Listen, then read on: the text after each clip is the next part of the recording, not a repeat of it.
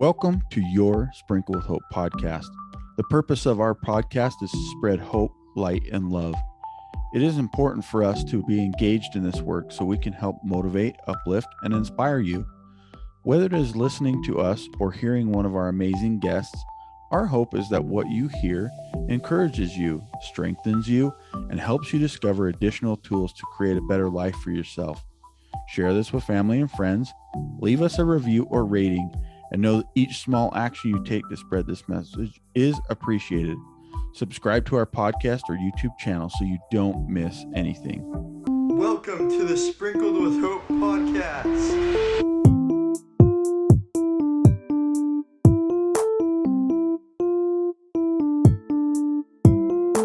This is Jason. And this is Shane. And it's podcast time. Welcome back to your Sprinkle with Hope podcast with your host, Jason. And we are so excited to have Bekah George on with us today. Bekah is a mental health therapist. She has a bachelor's degree in biblical studies, a master's degree in counseling, and currently pursuing my MDIV. We'll talk about what that is.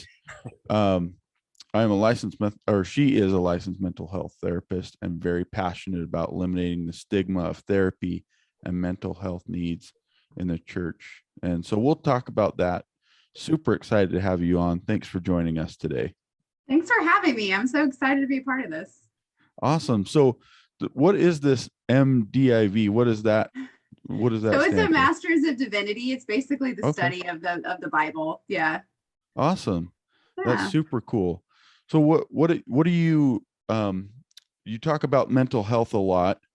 What kind of things or tools and things that you have that could help people? I mean, we're in this situation right now that we've never faced before, right? Where mental health issues are climbing ever rapidly. So yeah. What do you have or who do you talk to about how to help, get over some of these things or? Yeah. So I'm a mental health therapist and I call myself a Christian soul care coach because I really love to help people to take care of their soul and spirit, not just their mental health, which is why I started a coaching company as well. So there is coaching and there's therapy as well, and they're very different things. But I would suggest if somebody is really struggling to just reach out and get help somewhere. So sometimes it can be really overwhelming to kind of figure out what that looks like. But, really just to give a quick description of the two, for me, I mean, some people may do things differently, but for therapy, there is a governing body where you have to at least have a master's degree and a license to practice.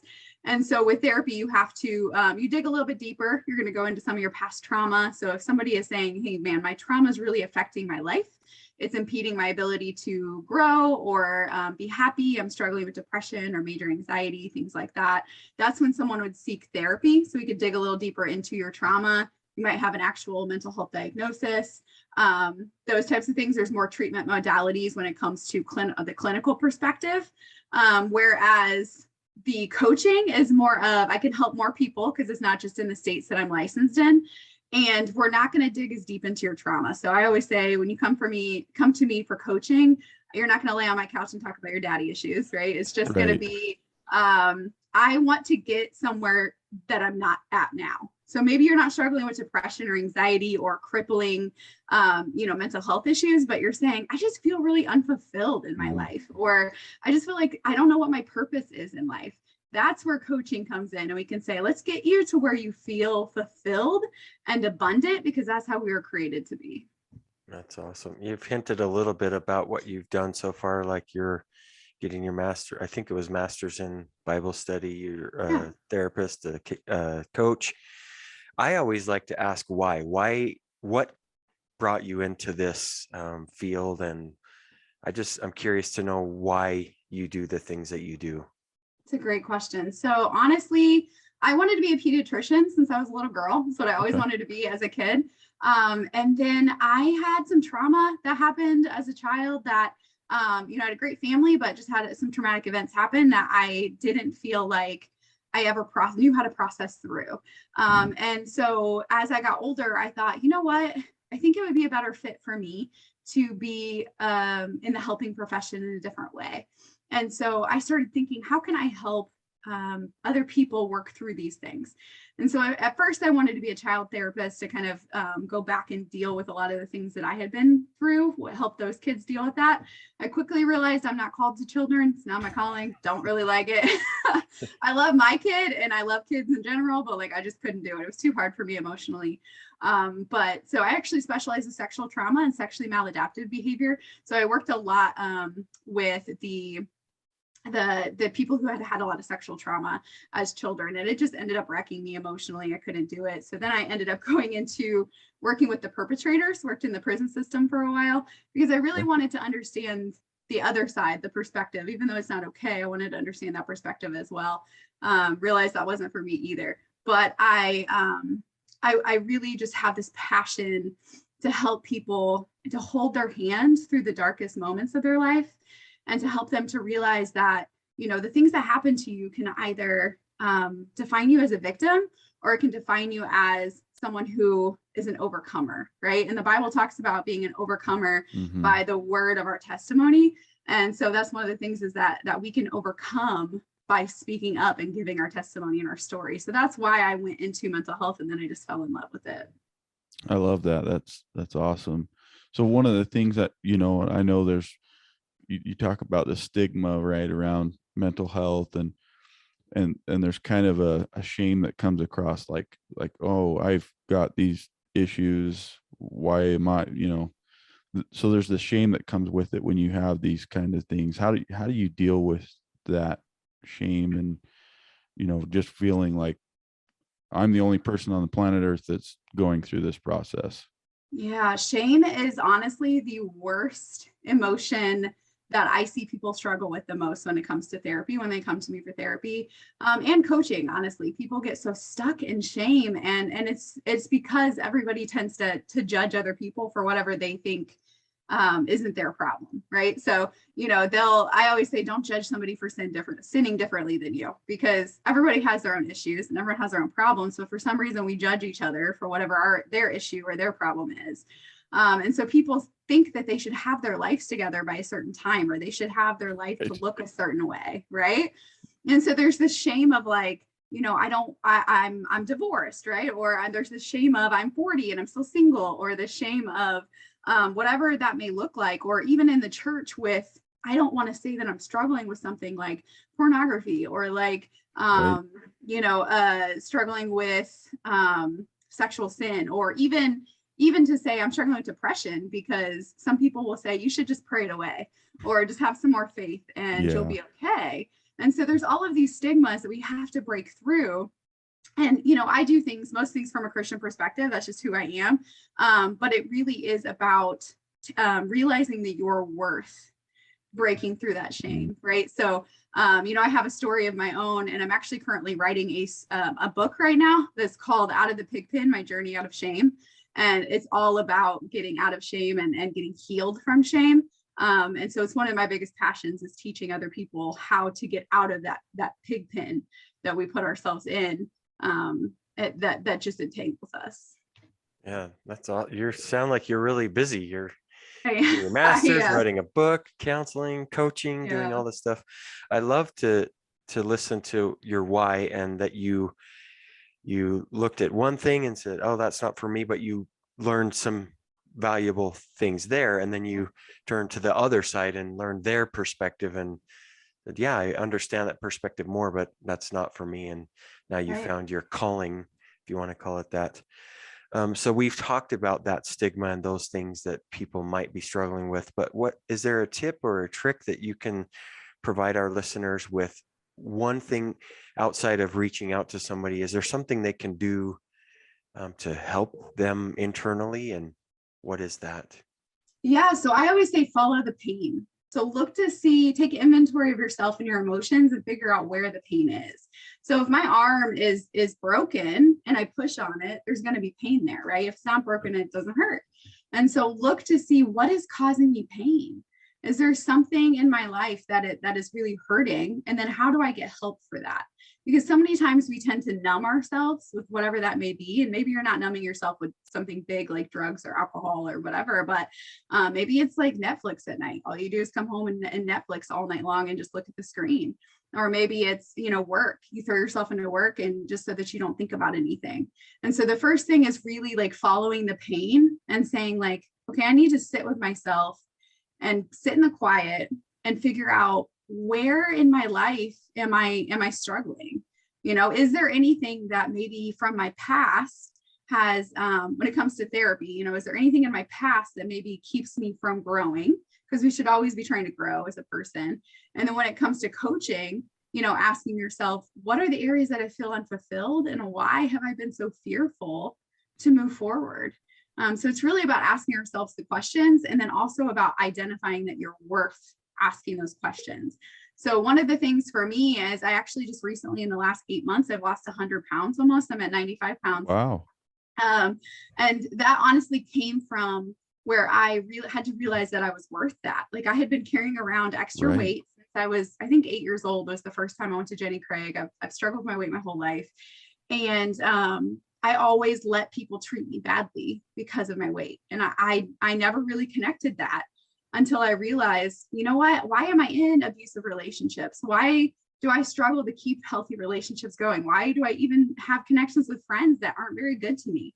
Because I'm carrying around this weight that that made me see myself in a way that wasn't accurate. That wasn't who I was. And so honestly, what happened was I had to, as awkward as this is, I got naked in front of the mirror and I looked at myself and I said, this fat is actually the symptom of my pain. And that's when I realized that I was carrying around the symptoms of my pain. And I never dug deep to figure out, where did this come from? And then I was reminded back to 12 years old when I was struggling emotionally. And the only thing that made me feel better was eating. And that's when I realized that it's not that I'm worthless. And it's not that I should allow people to ever treat me like I'm worthless. It's just an external symptom of pain.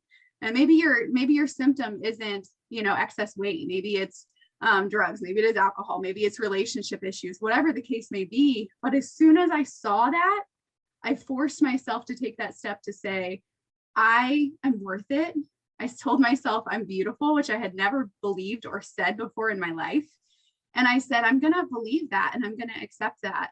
And in this last 8 months, I've lost 95 pounds and I've recognized that it is. Bekah, that is amazing. Seriously, you kind of said it like, oh yeah, I just lost 95 pounds. Like that is a huge accomplishment. So super, that is awesome. I'm really glad to hear that. Like, and Jason and I often tell our listeners that what we're talking about, which is worth, you are worth it. You're worth so much more than you think you really are. Yeah. We know that about every person. And so we would say that same thing to you and anybody who's listening. That's awesome. That is awesome. It's just been an amazing, really just such a shift of mindset. And Oh, yeah. I had been teaching people the same thing, but until it really resonates with you and you recognize that you're worth something, that's when I finally said, I'm never going to be back in a relationship that is unhealthy in that way. I'm never going to let anyone speak to me in the way that I have. I'm never going to let anyone treat me the way that I have. And I'm going to say, I'm worth these things. Right. And so then that's when that healing could really take place. And I started going to counseling and I started doing coaching and myself, so that I could heal and really do that and then believe in myself. And now my mantra is I can do hard things. Like I had no idea that I could do hard things. Right. Like, and prior to losing that 95, I had lost a little bit on my own. So I've lost about 120 total. And, just realizing how big of a feat that is. And I had also left a super abusive relationship about 1.5 years ago, started a whole new life again in a different state. That's awesome. And, that's when I realized I can use my story to say, to help other people who are stuck in that situation, because that's why people stay in situations like that. Right. I had to look back and say, why did I, even though I never invited any kind of abuse, it's never okay. I stayed in that for 2 years. Why? Because, I felt like that's what I was worth. And so anybody listening who has struggles with their self-worth, like I implore you so much to, if you don't have that belief in yourself, find someone who believes in you and borrow their belief, whether it's a pastor or a coach or a friend or your mom. Find somebody and say, can I borrow belief, until you then can follow the pain back to where it comes from. I love that. And Bekah, you are worth it. Everybody listening is worth it. We all have worth, and you don't have to do anything to get that. It's innate. It's just because we're here that's our worth, right? Right. So I love what you're talking about, and I hope that our listeners hearing this know their value, and that they don't have to, put their value on external things. Right. And so I love what you're saying. So near the end of our podcast recordings, Shane and I, we do a thing called the Double Down Dose. And it's 2 questions that we love asking. And so the first one is, what is your definition of hope, or how would you define hope? Man, hope, I think for me is that moment of clarity in the moment where there's just that spark of like, maybe it's not all desperate, right? Like feeling of like, I can get out of this pit. I can get out of this situation. So it's almost like when you're in that dark pit and looking up and seeing the sun. I've been digging myself out for so long, and it's that moment that you might not necessarily see the whole outside, but you can see the little bit of the sun coming through. All right. So the second part of the Double Down Dose is the hardest, easiest question you'll ever have. Right. What is your definition of love? Honestly, for me, when I think about love, I have to go back to the Bible, and the Bible says that love is patient, it's kind, it doesn't envy, it doesn't boast, it isn't proud, it isn't self-seeking, it keeps no records of wrongs. And so love was shown to us by Jesus, ultimately. And so, we can have our own definitions of how we love each other best and how we try to, but we're going to fall short every time. And so true love really just comes from the Lord. That's awesome. Love this conversation. So Bekah, if people want to get a hold of you or get in touch with you, how would they do that? And so you have I love having new friends. Do what? Your book is coming out. When is that going to happen? Yeah, and all that I'm fun hoping stuff. that it's soon. It's definitely been, the book thing has been hard for me because it is, it's about shame, right? So it's really hard to write. Sure. And I've just had to be praying. So if you guys are praying people, please say a prayer for me, because it's been a really hard thing for me to write. Absolutely. But I'm doing it out of obedience because I feel like it's what God wants me to do. But so hopefully in the next 6 months, I'll have that out there. But so I love making new friends. I'm very personable, very extroverted, outgoing. And so I would love for anybody to join me on Facebook. If you want to follow me or add me as a friend or send me a message, it's Bekah George. So that's Bekah George. Also, if you go to my website, sheervisioncoaching.com. So that's SHEAR visioncoaching.com. If you put your email address in, to inquire, and then you say in the notes that you heard about me from this podcast, then I will give a free 30-minute session to you, just to talk through things, to see if we're a good fit, to see what your goals are. And I would just absolutely love to meet and serve in any way that I can. You can also find me on Instagram. I share a lot more of my my weight loss journey on there than anything else, but you can find me on there at Sheer Vision Coaching as well. And I just love connecting with people, so please reach out in some way. Love this discussion. Really, thank you for that offer to our listeners. That's a really kind thing of you to do. Jason and I are believers in the power of prayer, and so we'll send prayers your way and hope that book gets released soon. Thank you. Bekah, seriously, thank you so much for your time today. This has been such a fascinating discussion. We love meeting people all over the world, and hope that you feel like you're part of our podcast family now. Yes, absolutely. I'd love to be on any time, and I will follow you guys now, and Awesome. make sure you connect with me on social media too, so I can stay connected sure. with you guys. You guys are awesome. I appreciate you so much. For sure. And is there any kind of parting words you'd like to leave with our guest today? That I just really want people to feel that hope, that moment of hope. I remember when I left my abusive relationship, I felt like there was no hope. And I really had felt like I had sacrificed my calling on the altar of divorce when I was divorced 8 years ago. And there was one moment where God gave me a moment of hope, and he said, no one can pluck me from your hand, that he has me in the palm of his hands. And so I just want to remind people, whether, you know the Lord or not, like he has you in the palm of his hands, and there is hope. And hope is a scary thing sometimes, because with hope can come disappointment, right? But just remembering that hope is worth it, and it's worth it to hold on to.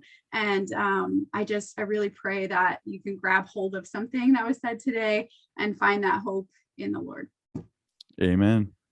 Awesome. Thank you so much, Bekah. Thank you.